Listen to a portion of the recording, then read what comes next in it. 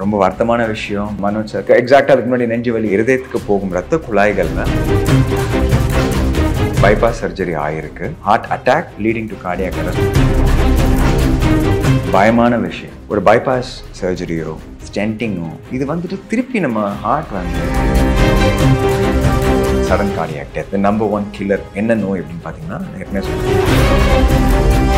இல்லை எரிச்சலாக இருக்குது, எனக்கு ஷோல்டர் பெயின் நினச்சேன், ஜா பெயின், பல்லு வலின்னு நினச்சேன். ஸோ தொப்புல இருந்து நம்ம நாடி இந்த காதோட இது வரைக்கும் புதுசாக ஒரு சிம்டம் வந்து இருந்துக்கிட்டே இருந்துச்சு.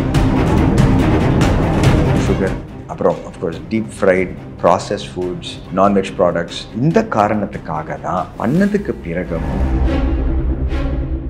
அன்பு வணக்கங்கள். இன்று நம்முடன் இருதய மருத்துவர் டாக்டர் அருண் அவர்கள் நம்மோடு இணைந்துள்ளார். வணக்கம் சார். வணக்கம் சார். இயக்குனர் பாரதி ராஜா அவர்களுடைய மகன் மனோஜ் அவர்களுடைய இந்த மரணம் பேரதிர்ச்சியை ஏற்படுத்தியிருக்கு. அவர் சமீபமாக அவர் ஒரு இருதய அறுவை சிகிச்சை செஞ்சுக்கிட்டதாகவும் அதன் பிறகு அவர் வீட்டில் ரெஸ்ட்டில் இருக்கப்போ அவருக்கு இந்த மரணம் நிகழ்ந்திருக்கதா சொல்கிறாங்க. என்ன நடந்தது ஆக்சுவலாக, அவருக்கு என்ன நடந்திருக்கு இப்போ? ஸோ இப்போ நம்ம இது ஒரு ஜென்ரலாக நான் பதில் சொல்கிறேன். ஃபஸ்ட்டு என்னோட கண்டோலன்சஸ் ஃபேமிலிக்கு. ரொம்பவே ஒரு கஷ்டமான விஷயம். அண்ட் அஃப்கோர்ஸ் அவங்க ஃபேன்ஸ் எல்லாருக்கும் அனைவருக்கும். பட் இப்போது அவரோட கேஸ் டீட்டெயில்ஸ் எனக்கு ஃபுல்லாக தெரியாது. தெரிந்தது நமக்கு என்னென்னா பைபாஸ் சர்ஜரி ஆகிருக்கு. அதுக்கு சில பல நாட்களுக்கு பிறகு திடீர்னு இந்த மாதிரி சடன் கார்டியாக் டெத் அப்படின்னு சொல்கிறோம், அது ஆயிருக்குன்னு சொல்லிட்டு. So several things. அவரோட ஃபுல் டீட்டெயில்ஸ் தெரியாது. ஐ நோ தட் அவருக்கு 48 வயது ஆச்சு. ஜென்ரலாக இன்னும் வயதானவர்களுக்கு இந்த மாதிரி வர ரிஸ்க் ஜாஸ்தி. And there are some predictive risk ஃபேக்டர்ஸ்னு வச்சுக்கோங்களேன். ஒரு பைபாஸ் சர்ஜரி ஆனதுக்கு பிறகு மரணம் அடைகிறதுக்கு வாய்ப்புகள் இருக்கா அப்படின்னு பார்த்தீங்கன்னா எஸ். கரெக்டாக ப்ரொசீஜரல் டைமில் இருக்கிறதுக்கு ஒரு சில வாய்ப்புகள் இருக்குது. அதில் நம்ம ஸ்கோரிங் சிஸ்டம்ஸ்லாம் இருக்குது. சில பேருக்கு கிட்னி ஃபங்க்ஷன் சரியாக இல்லைன்னா கூடுதலாக ரிஸ்க் இருக்கும். ஹார்ட் பம்ப் வீக்காக இருந்ததுன்னா கூடுதலாக இருக்கும். ரொம்ப வயதானவர்களுக்கு. So there is an entire scoring system. சரிங்களா? அது ஒரு விஷயம். அதே மாதிரி இப்போ ஃபஸ்ட்டு 30 டேஸ்க்குள்ளே மார்ட்டாலிட்டிங்கிறது மரணம் அடைகிறது. அதுக்கு ஆங்கில வார்த்தை மெடிக்கல் டேர்ம் இஸ் மார்ட்டாலிட்டி. இந்த ஃபஸ்ட்டு 30 டேஸ்க்குள்ளே வரவங்களுக்கு சில ப்ரெடிக்டிவ் ஃபேக்டர்ஸ் இருக்குது. இதெல்லாம் இருந்ததுன்னா இன்னும் கூடுதல் ரிஸ்க். ஸோ அப்படி இல்லைன்னா ரிஸ்க்கே இல்லைங்கிறது இல்லை, பட் இந்த ரிஸ்க் வர இன்னும் கூடுதல். ஸோ அவரோட எக்ஸாக்ட் டீட்டெயில்ஸ் நமக்கு தெரியாது. சரிங்களா? ஒரு நம்ம பார்வையாளர்களுக்கு 2-3 விஷயம் என்ன தெரிஞ்சுக்கணும் அப்படின்னு பார்த்தீங்கன்னா, 2 மாதிரி கிராஃப்ட் இருக்குங்க. ஆர்டீரியல் கிராஃப்ட் அப்படின்னு இருக்கு. ஆர்ட்ரிங்கிறது இருதயத்துலேருந்து எடுத்துகிட்டு போகும் ரத்த குழாய்கள். அண்ட் வீனஸ் கிராஃப்ட்ஸ் அப்படின்னு இருக்கு. நம்ம கால்லேருந்து நரம்பு எடுத்தாங்க அப்படின்னு நம்ம பாமர நம்ம பேசும்பொழுது சொல்லுவோம். ஃபஸ்ட் அது நரம்பு இல்லை, இட்ஸ் அ வெயின். வெயின்ங்கிறது ரத்த குழாய், இருதயத்துக்கு திருப்பி வரும் ரத்த குழாய். காலில் இருக்கிற வெயினை பலமுறை வீனஸ் கிராஃப்ட் எடுத்து அதை ரிவர்ஸ் பண்ணி ஹார்ட்டுக்கு அதை ஒரு பண்ண வேண்டிய வேலை. அயோட்டாலேருந்து நமக்கு ஒரு பிளாக்கேஜ் இருக்குல்லையே, அதை தாண்டி இருக்கிற அந்த ரத்த குழாயில் ஒரு கிராஃப்ட் போடுவாங்க. ஸோ வெயின் கிராஃப்ட்ஸ் ஜென்ரலாக ஆர்ட்ரி கிராஃப்ட்ஸ் அளவுக்கு பேட்டன்சி, அதாவது திறந்திருக்கும் வாய்ப்புகள் குறைவு. இன்ஃபேக்ட் ப்ராக் 4 அப்படின்னு ஒரு ஸ்டடி பண்ண பேஷண்ட்ஸ் எல்லாருக்கும் 1 இயரில் ஃபாலோ அப் பண்ணி பார்த்தீங்கன்னா வெயின் கிராஃப்ட்ஸ் எடுத்துக்கிட்டிங்கன்னா ஆல்மோஸ்ட் 50% தான் பேட்டன்சி அட் 1 இயர். நவ் திடீர்னு ஒரு கிராஃப்ட் மூடும் பொழுது அகெயின் இட் பிகம்ஸ் அது ஒரு மாரடைப்பு இவெண்ட் ஆகும். சரிங்களா? ஸோ மாரடைப்பு வரும்பொழுது கார்டியாக் அரெஸ்ட் வரலாம். ஸோ அது என்னங்கிறது நம்ம பேசலாம்.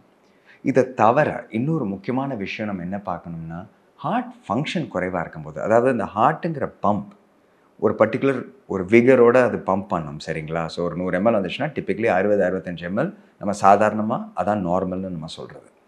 இந்த பம்ப் வீக்காக இருக்கும் பொழுது கெட்ட ரிதம், உயிரை தாக்கக்கூடிய வென்ட்ரிகுலர் டாக்கிகார்டியா, வென்ட்ரிகுலர் ஃபிப்ரிலேஷன், இந்த மாதிரி ரிதம்ஸ் வந்துச்சுன்னா உடனே கார்டியாக் அரெஸ்ட் ஆகும்.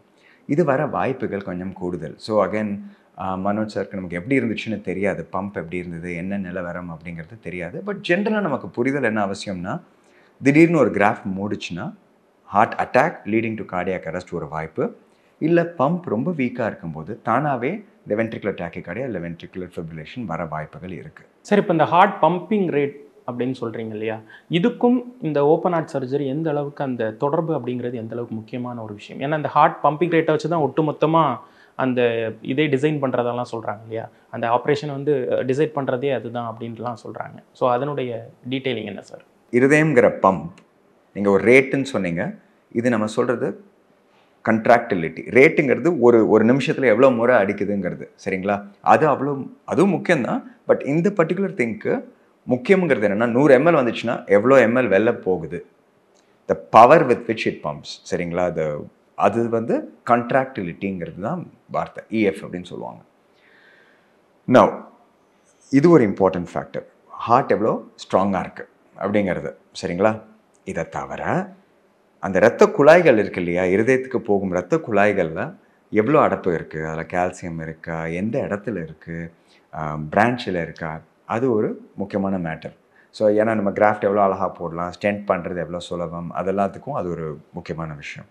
3வது விஷயம், மற்றபடி பேஷண்ட் எப்படி இருக்காங்க, நம்ம பேசின விஷயங்கள், சர்க்கரை வியாதி கண்ட்ரோல் இல்லாமல் இருக்கா, வயது என்ன, கிட்னியில் ஏதாவது பிரச்சனைகள் இருக்கா, ஓவரால் அவங்க ஃப்ரெயிலாக இருக்காங்களா இல்லை ஆக்டிவாக இருக்காங்களா, இந்த மாதிரி பல விஷயங்கள் இருக்குது. ஸோ அது வந்து patient factors, pump factor and the vessel factors. இந்த ட்ரையாங்கிளில் இருக்கிற 3மே முக்கியம், சரிங்களா? So and all of this நம்ம success of surgery, long term outcomes, இன்டர்வென்ஷனுக்கும் பொருந்தும், பைபாஸுக்கும் பொருந்தும். சார் ஏஜ் ஃபேக்டர் சார், இப்போ வந்து பார்த்தீங்கன்னா இப்போ சர்ஜரி முடிஞ்சு இந்த மார்ட்டாலிட்டி அப்படிங்கிறது ஒரு விஷயம் வந்து நடக்குது, ஒரு ஏஜ்டு பர்சனுக்கு நடக்குது அப்படின்னா அதுக்கான ஃபேக்டர்ஸ், அதுக்கான ஒரு விஷயம் தனியாக இருக்குது. மனோஜ் சார் 48 வயசு தான் ஆச்சு. அப்படிங்கிறப்ப இந்த ஏஜ் ஃபேக்டர் வந்து கொஞ்சம் நமக்கு வருத்தம் அளிக்கிறதோடு சேர்த்து கொஞ்சம் நமக்கு அதிர்ச்சியும் ஏற்படுத்துது. ஆமாங்க, ரொம்ப வருத்தமான விஷயம், அதிர்ச்சியான விஷயம், அண்ட் ஆனஸ்ட்லி பயமான விஷயம், ரைட்டுங்களா?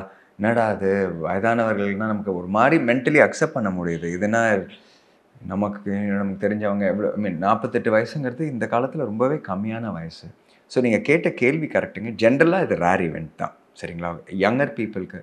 பட் அகேன் அவரோட எக்ஸாக்ட் டீட்டெயில்ஸ் எனக்கு தெரியாது. ஓவரால் எடுத்துக்கிட்டிங்கன்னா பல காரணங்கள் இருக்கலாங்க. இப்போ ப்ளீடாக இருக்கலாம், அதாக இருக்கலாம், நம்ம you can say any thing. But likely அப்படின்னு பார்த்தீங்கன்னா ஒரு அறுவை சிகிச்சைக்கு பிறகு வந்துச்சுன்னா ஒன்று எதிர் அவங்க பம்ப் முதலே வீக்காக இருந்து அவங்களுக்கு அதனால் ரிதம் ப்ராப்ளம் வந்திருக்கலாம். இல்லை சம்டைம்ஸ் ஒரு say there is a failure of craft something அந்த மாதிரி ஒரு இவெண்ட் ஆகலாம். அண்ட் ஹார்ட் அட்டாக்ஸ் இன்னொரு விஷயம் நம்ம எல்லாருக்குமே இந்த புரிதல் அவசியம். என்னென்னா ஒரு பைபாஸ் சர்ஜரியோ ஸ்டென்டிங்கோ எனிதிங், ரைட், இது வந்துட்டு திருப்பி நம்ம ஹார்ட் வந்து 20 வயசு 15 வயசில் நம்ம வந்து ஒரு நார்மல் ஆளுக்கு, சராசரி மனிதனுக்கு ஒரு நார்மல் ஹார்ட் மாதிரி ஆகாது, சரிங்களா? இதை நம்ம யூர் ரிப்பேரிங் இட். பட் அந்த அண்டர்லைங் டிசீஸ், அந்த நோய் கொரோனரி ஆர்டரி டிசீஸுங்கிறது இன்னும் இருக்குது. இதனால்தான் நம்ம பைபாஸ் சர்ஜரிக்கு அப்புறம் ஜென்ரலாக ஆர் ஈவன் ஸ்டென்டிங்க்கு அப்புறம் செக்கப்ஸ் முக்கியம். மற்ற ரிஸ்க் ஃபேக்டர்ஸ் எல்லாம் நம்ம கண்ட்ரோலில் வச்சுக்கிறோமாங்கிறது முக்கியம். ஏன்னா நம்ம திருப்பி பிரச்சனை வர வாய்ப்புகளை குறைக்கணும். ஸோ அகேன் இவருக்கானது was again very unfortunate. But எக்ஸாக்டாக என்ன டீட்டெயில்ஸ்னு உண்மையில எனக்கு தெரியாது. பட் காமன் திங்ஸ் இதெல்லாம் ஜென்ரலாக இப்போ ஸ்டடீஸ் எடுத்துக்கிட்டிங்கன்னா இதெல்லாம் தான் ரீசன்ஸ், சரிங்களா? பம்போட ability, so leadings to some rhythm problem, ventricular tachycardia or fibrillation. இல்லை திடீர்னு ஒரு கிராஃப்ட், இது அவருக்கு எக்ஸாக்டாக அதுக்கு முன்னாடி நெஞ்சு வலி இருந்ததா இல்லையா, கூட என்ன ஆச்சு, கொஞ்ச நேரம் சிம்டம்ஸ் இருந்துச்சா, எதுவுமே நமக்கு தெரியல. ஸோ அவரை பற்றி பேசாத நம்ம ஒரு ஜென்ரலாக சொல்லணும்னா தி அதர் பாசிபிலிட்டிஸ் ஒரு கிராஃப்ட் மூடி இருக்கலாம். அகேன் எனக்கு என்ன கிராஃப்ட் போட்டாங்க எதுவுமே தெரியாது. ஸோ சார் இப்போது இந்த ஓப்பன் ஹார்ட் சர்ஜரி, இந்த பைபாஸ் சர்ஜரி இப்படின்லாம் சொல்கிறாங்க இல்லையா, முதல்ல இப்போ அதில் என்ன நடக்கும் ஆக்சுவலாக? அது இப்போ ஒரு ப்ராப்ளம் இருக்குது, ஹார்ட்டில் ஒரு ப்ராப்ளம் இருக்குது, அதுக்கு வந்து நம்ம பைபாஸ் சர்ஜரி பண்ணுறோம் அப்படின்னு சொல்கிறாங்க இல்லையா, அந்த ப்ரொசீஜர் என்ன சார், சிம்பிளாக மக்களுக்கு புரிகிற மாதிரி? ரொம்ப சிம்பிளாக சொல்லணுன்னாங்க, அந்த பம்ப் பற்றி பேசிட்டோம். ஹார்ட்டுங்கிறது பேசிக்கலி ஒரு க்ளோரிஃபைட் பம்ப். அதோட வேலை ரத்தம் வந்துட்டு உடம்பில் இருக்கும் அனைத்து உறுப்புகளுக்கும் ரத்தம் அனுப்புறது தான் அதோட வேலை, சரிங்களா? அதுக்கு வேல்வ் இருக்குது, அது இருக்குது, இது இருக்குது. இருதயத்தை பொறுத்த வரைக்கும் த மோஸ்ட் காமன் நோய் அப்படின்னு எடுத்துக்கிட்டிங்கன்னா, அண்ட் உலக ரீதியாக த நம்பர் 1 கில்லர் என்ன நோய் அப்படின்னு பார்த்தீங்கன்னா, ஏற்கனவே சொன்னது கொரோனரி ஆர்டரி டிசீஸ். அதாவது இருதயத்துக்கு போகும் இரத்த குழாய்களில் அடைப்பு ஃபார்ம் ஆகிறது, சரிங்களா? ஸோ ஜென்ரலாக எடுத்துக்கிட்டோம்னா பல இடத்துல பிளாக்கேஜ் இருக்கும்போது பைபாஸ் சர்ஜரி சில இடத்துல இருக்குது. அதுக்கு ஒரு என்டையர் டாக் நம்ம வச்சுக்கலாம். அதுக்கு ஒரு டிபேட் இருக்குது, அது இருக்குது. ஸோ அதை பற்றி பட் ஜென்ரலாக இந்த மாதிரி எக்ஸ்டென்சிவாக பிளாக்கேஜ் இருக்கும் பொழுது 2 மெக்கானிக்கல் தெரப்பீஸ் இருக்குங்க. ஒன்று நம்ம இருக்கிற பிளாக்கேஜை திறக்கலாம், அது ஆஞ்சியோபிளாஸ்டி ஸ்டென்டிங். ஸோ நீங்கள் அந்த லேசரு அத்தரெக்டமி அது இது பட் எல்லாமே அந்த இதில் பொருந்தும். PCI பெர்குட்டேனியஸ் கொரோனரி இன்டர்வென்ஷன் சொல்லுவாங்க. அதான் medical term. The other option, இப்போ நம்ம ரோட்டில் ஒரு அடப்பு இருக்குது, ஒன்று ரோடை நம்ம சரி பண்ணணும், இல்லை பைபாஸ் ரோட் போடணும். பைபாஸ் ரோட் போடுவது தான் பைபாஸ் சர்ஜரி. சரிங்களா? ஸோ இதில் ஆன் பம்ப் இருக்குது, ஆஃப் பம்ப் இருக்குது, அந்த மாதிரி அகேன் பல டீட்டெயில்ஸ் இருக்குது. பட் பேசிக்கலி இங்கே எனக்கு அடப்பு இருக்குதா, ஸோ அதை சுற்றிட்டு ஸோ அந்த அயோட்டாங்கிற பெரிய குழாயிலிருந்து ஒரு கிராஃப்ட் எடுத்து பேசிக்கலி அவங்க நம்ம அந்த அடப்பை தாண்டி ஒரு இடத்துல போடுவாங்க. ஸோ தட் இருதயம்ங்கிற அந்த தசைக்கு ரத்த ஓட்டம் கண்டினியூடாக போகணும் அப்படிங்கிறதுனால. இதில் அகைன் பல கிராஃப்ட்ஸ் இருக்குது. இடது மார்பை சப்ளை பண்ணும் கிராஃப்ட் தான் லீமா அதுன்னு சொல்லுவாங்க. வெயினை சம்டைம்ஸ் எடுத்து ரிவர்ஸ் பண்ணுவாங்க, சம்டைம்ஸ் ரேடியல் ஆர்டரி எடுத்து பண்ணுவாங்க.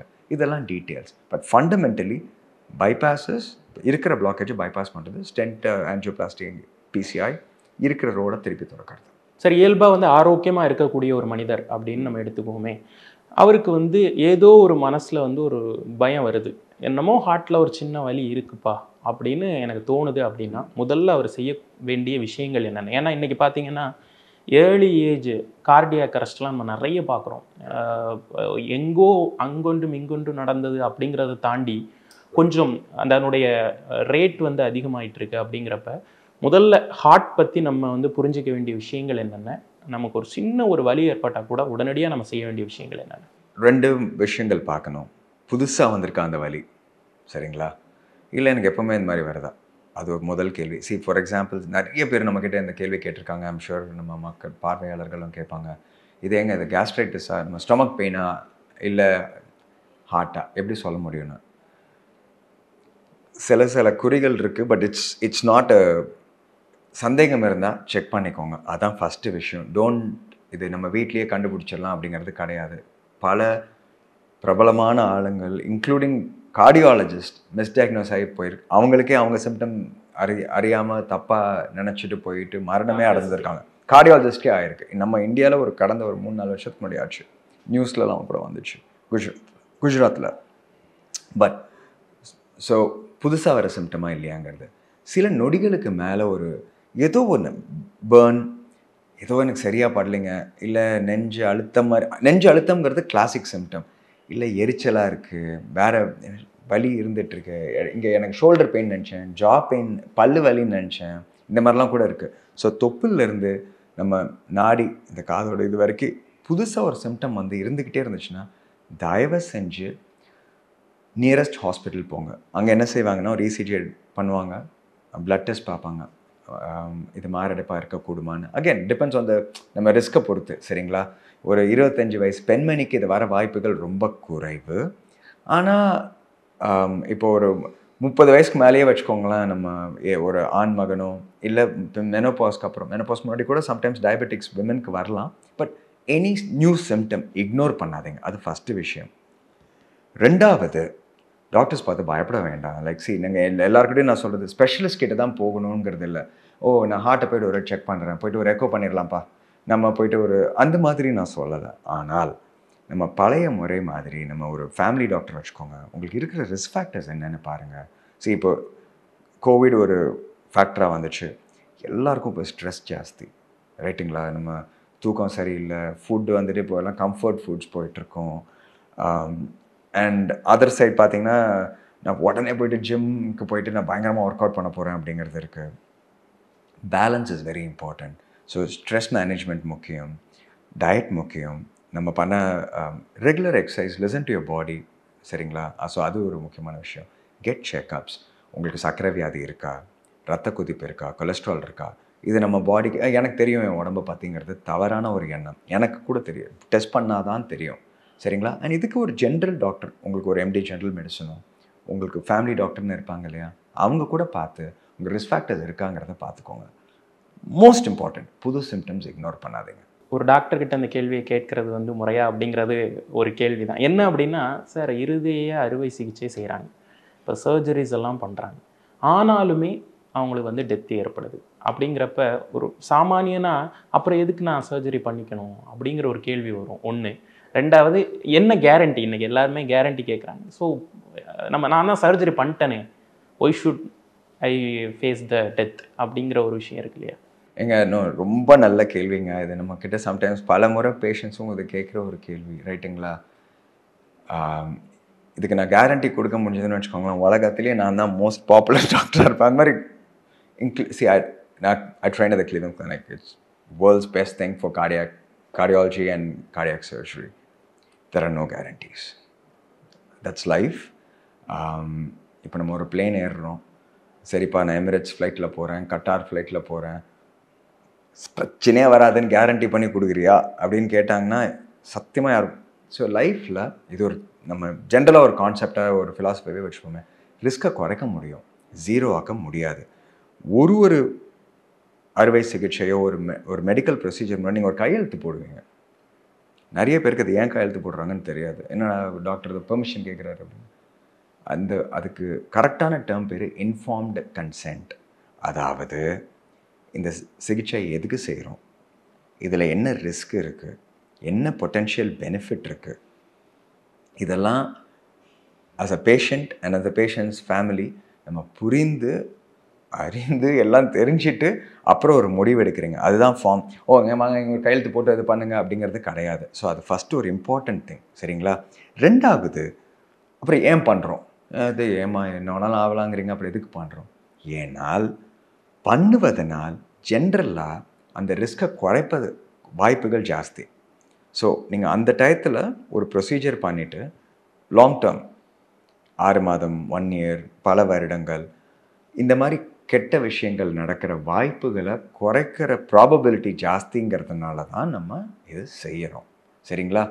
ஸோ அன்ஃபார்ச்சுனேட்லி எந்த மனிதனாலையும் ஒரு எந்த ஹியூமன் பீயிங்காலையும் கடவுள் கேரண்டின்னு வரவே வராதா இதுக்கப்புறம் பிரச்சனை அப்படின்னு கேட்டாங்கன்னா ஆன்சர் இஸ் நோ. 2 விஷயங்கள். ஒன்று, ஓவரால் இந்த ப்ரொசீஜர் பண்ணுறதுனால ரிஸ்க்கை குறைக்கிறோம், அதுக்காக தான் பண்ணுறோம். சரிங்களா? அது ஃபஸ்ட்டு பாயிண்ட். ஏன்னா பண்ணாமல் இருந்தால் ரிஸ்க்கு ரொம்பவே ஜாஸ்தி. சரிங்களா? ஸோ டெஃபினட்டாக இந்த பில்டிங் தீ பிடிச்சிருக்குப்பா, நான் ஃபஸ்ட் ஃப்ளோர்லேருந்து குதிக்கிறேன் அப்படிங்கிறது தான் ரொம்ப ஒரு க்ரூட் அனாலஜி. 2வது விஷயம், இந்த காரணத்துக்காக தான் பண்ணதுக்கு பிறகும் ஒழுங்கான செக்அப்ஸ், நம்ம ரிஸ்க் ஃபேக்டர்ஸை கண்ட்ரோல் பண்ணுறோமா. ஒருத்தர் இதெல்லாம் பண்ணிவிட்டு, நான் அகைன் இது ஜென்ரலாக சொல்கிறேன், அப்பா அதான் பண்ணியாச்சே, நம்ம பாட்டு இனிமேல் ஜாலியாக இன்னும் லேட் நைட் சாப்பிட்டுட்டு இது தம் அடிச்சுட்டு அது மாதிரி பண்ணலாம் அப்படின்னு நினச்சிங்கன்னா திருப்பி நீங்கள் ரிஸ்க்கை ரொம்பவே கூட்டுறீங்க. சரிங்களா? இது வந்துட்டு ஒரு விபத்து நடந்துட்டு ஒரு மெக்கானிக் வந்துட்டு உங்கள் காரை ஃபிக்ஸ் பண்ணி கொடுக்குறாப்புல, திருப்பி நம்ம வண்டியை சரியாக ஓட்டணும். ஸோ அதுவும் அண்ட் இது எல்லாமே பண்ணாலும் ஆக்சிடெண்ட் வர வாய்ப்புகள் இருக்குது, ஆனால் குறையும். சார், இப்போ வந்து நீங்கள் சொன்னீங்க அந்த மாதிரியான இதனுடைய பேசிக் வந்து அந்த அடைப்பு அப்படிங்கிறதுல இருந்தால் நம்ம வந்து இந்த இருதய நோய்களுடைய ஆரம்பம் அப்படிங்கிறது. அப்போ இதை ஏற்படுத்துறது என்ன ஃபேக்டர்ஸ் என்ன? முக்கியமாக இந்த உணவு பழக்க வழக்கங்களுக்கும் இதுக்கும் நேரடி தொடர்பு இருக்கா? நீங்கள் சாப்பாடை பற்றி கேட்டிங்க, ரொம்பவே முக்கியமான விஷயம். நம்பர் 1 பப்ளிக் எனிமி அப்படின்னு பார்த்தீங்கன்னா I would say it's actually sugar. சரிங்களா? எல்லாத்துலேயும் இப்போ சுகர் இருக்கும், நமக்கு டேஸ்ட் வேணும்.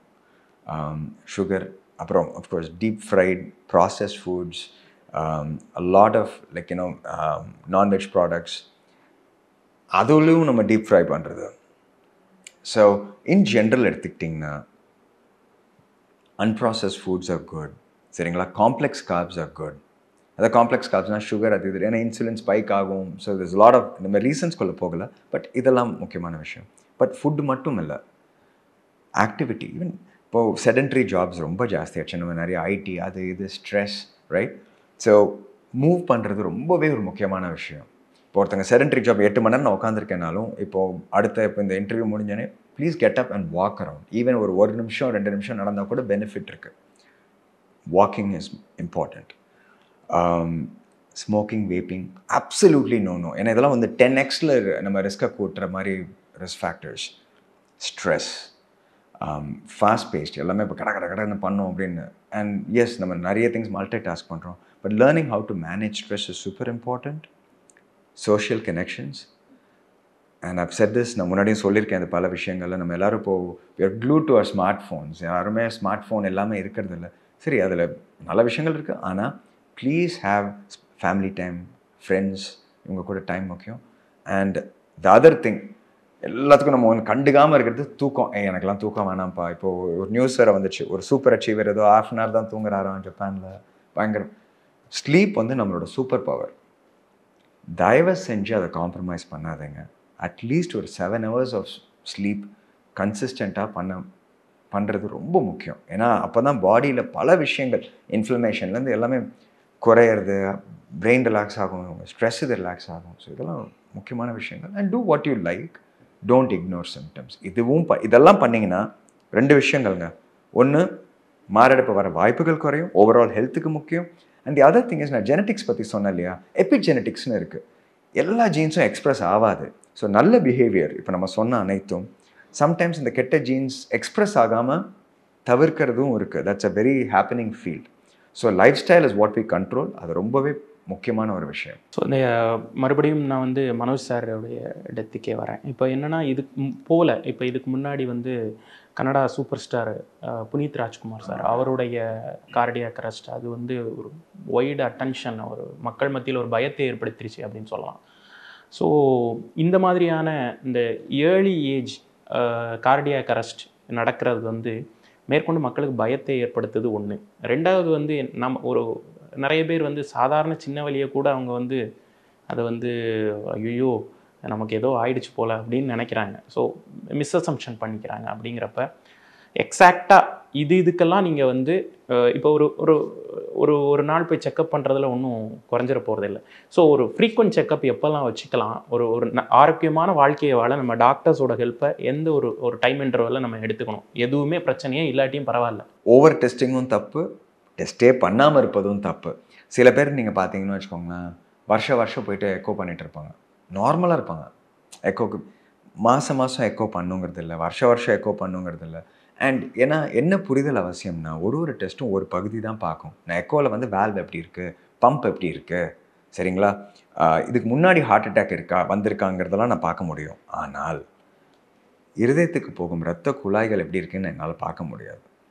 ஸோ ஹார்ட் அட்டாக் வர வாய்ப்புகள் என்ன அப்படின்னு கேட்டிங்கன்னா எக்கோவில் சொல்ல முடியாது. ஸோ அண்ட் இந்த மக்களுக்கு இது ஷாக்காக இருக்கும். ஏங்க நான் வருஷம் போயிட்டு இசிஜி எக்கோலாம் பார்த்துட்டு இருக்கேங்க, எனக்கு எப்படிங்க ஹார்ட் அட்டாக் வந்துச்சுன்னு. ஏன்னா நம்ம பார்க்குற இது பார்க்குறது வேறு, அது பார்க்குறது வேறு. ஸோ ஏஜ் அப்ராப்ரியேட் செக்கப்ஸுங்கிறது ரொம்ப முக்கியம். அது உங்கள் டாக்டரோடு நீங்கள் கலந்து உரையாடணும். ஏன்னா நமக்கு என்ன ரிஸ்க் ஃபேக்டர்ஸ் இருக்குது, சர்க்கரை வியாதி இருக்கா, ஃபேமிலி ஹிஸ்ட்ரி இருக்கா, அது இது இருக்காங்கிறது நம்ம பார்க்கணும், ரைட்டா. So and that will help decide எவ்வளோ அடிக்கடி பண்ணணும்னு. ஸோ அதுக்கு ஒரு இதுதான் பிளாங்கெட் ஆன்சர்னு நான் சொல்ல முடியாது. எல்லாரும் வருஷம் போயிட்டு இது பண்ணுங்க அப்படின்னு இல்லை. அது உங்கள் டாக்டரோட நீங்கள் கலந்து உரையாடி ஒரு முடிவு எடுக்க வேண்டியது. நிறைய விஷயங்கள் பகிர்ந்துக்கிட்டீங்க சார், ரொம்ப நன்றி. ரொம்ப நன்றிங்க, வணக்கம்.